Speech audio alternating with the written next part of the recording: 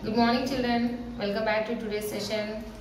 After holidays we are meeting now and session number is 52. And 6th class children, many of you are not sending the homeworks, especially boys. What is the reason? If you are not buy the textbooks, you have to buy the textbooks and you have to listen the videos and you have to send the homeworks. Many of the children are not sending the homeworks. That means only you are listening the classes and you are just leaving it. It's not like that. You have to buy the textbooks and you have to send the homeworks now. So we'll continue our chapter. Floods a natural hazard. Page number 111. Open your textbooks. Now we'll continue our chapter. Floods a natural hazard. Usually during the rainy season, you may have come across the pictures of this type in the newspaper. So here figure number 4 they have given now the pictures like this. So what is the picture showing here? They are fully drowned in the rainwater.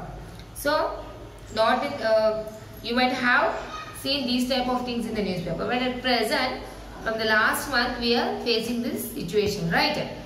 In the Hyderabad city we are facing a heavy rainfalls, and because of that many colonies are facing the water problem and they are vacating their houses and they are going to other places. So these type of pictures we are observing nowadays within this month. So what does the picture tell us? It tells us that fully they are drenched and they are drowned in the water. Does excessive rainfall in certain areas of our country lead to such situation, such condition? Yes, right. Because of the heavy rainfalls, this situation is occurring and it is happening even in the Hyderabad main cities also. Next, are there other reasons as well as that can lead to this situation? Because of the floods. How does the floods occur? Because of the heavy rainfall. Did you ever face or hear about floods? So till now in Hyderabad there were no floods. Floods was not affected. But because of the heavy rainfall only, we are facing this type of problems. On the basis of the newspaper, cutting on your own experience in this matter, if any, write on a few lines on floods. Okay, now we have to do this one month. This is apart from the homework. Nowadays we are facing a lot of problems because of the heavy rainfalls in the Hyderabad city. So you have to write just a few lines. Paste a picture of this heavy rainfall situation. Newspaper cuttings, no? You can cut from the newspaper how the people are facing these type of problems in the colonies. So name the places that are affected by these heavy rainfalls. Only 1 or 2 lines enough. We can't live single day without water. It is unwise pumping of water that leads to drought. So we know that we cannot live without water even a single day. Because from already in the chapter, starting of the chapter, what we have learned, that early morning when we get up and till the night when we go to the bed, we need a lot of water. To do every work, we are depending on the water. So pumping of water, unwise pumping of water leads to drought. That means if you waste the water by unknowingly, it may be a tap water or anything. If you just on the tap and you will go for the play, and if you don't see what happens when you go for playing, all water will be wasted. No. So it leads to drought. Drought means where there is no water, that is called as drought. Aravind decided that water is precious. Don't waste even single drop of water. We must preserve water not only for us but also for future generations. Then what did Aravind decided? He decided that water is very precious and we should not waste even a single drop of water. Because the earlier people who were living on the earth, they have saved the water for us and now we are able to use this water. If we will waste that water, what happens to the next generation? They will face a very, very severe problem. So because of that, we should not waste the water.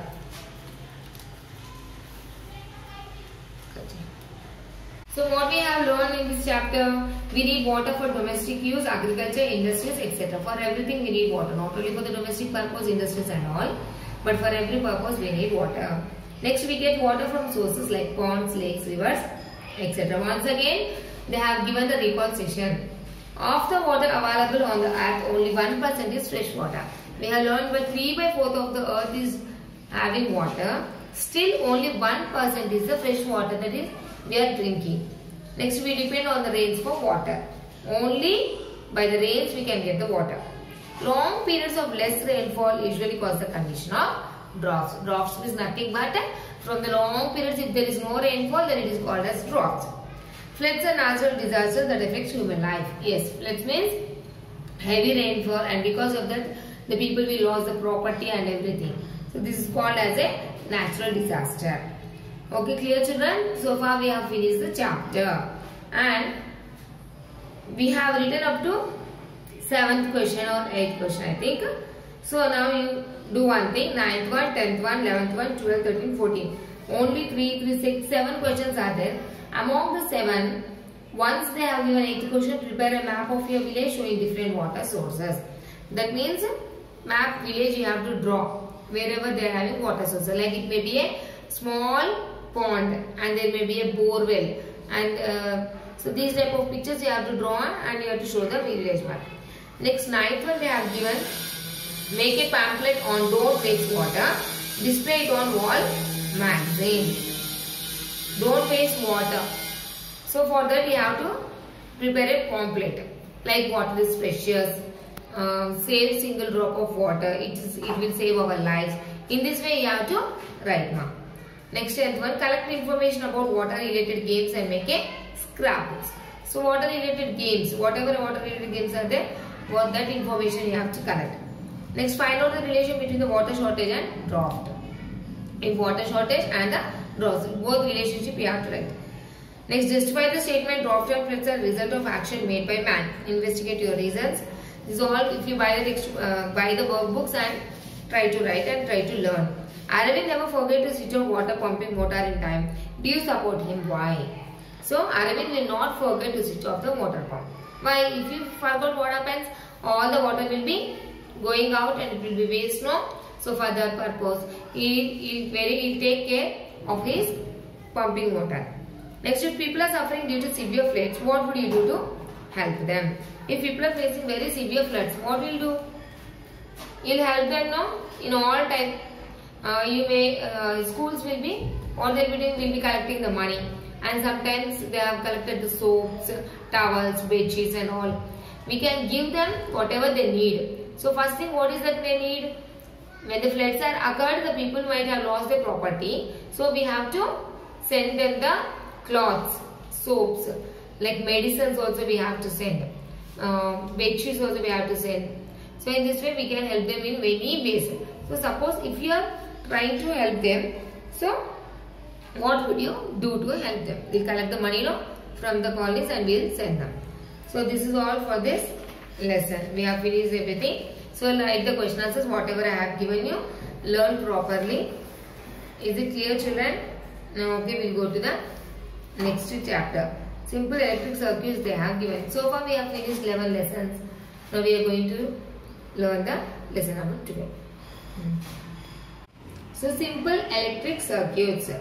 Niharika's father Rangana had go to fields after dinner. Watering the field in the night had become a usual practice due to power cuts throughout the day. So his father go to the field every night. Why? Because morning what happens? There is a power cut. And to feed, he has to water the fields, no? For that purpose daily he is going night and he is watering the field. Rangana walked out of the house and called Niharika asking for a torchlight. He asked a torchlight. She took the torch and cells out of the cupboard and handed over the torchlight to her father. After inserting the cells, he switched on the torch but he did not light up. So what she did? She took the batteries and she kept in the torchlight and she gave to her father. But it did not light it. What could be the problem? She has inserted the cells now, but still it is not on. Why? Was there something wrong with the torchlight? Niharika took back the torch and opened and realized her mistake.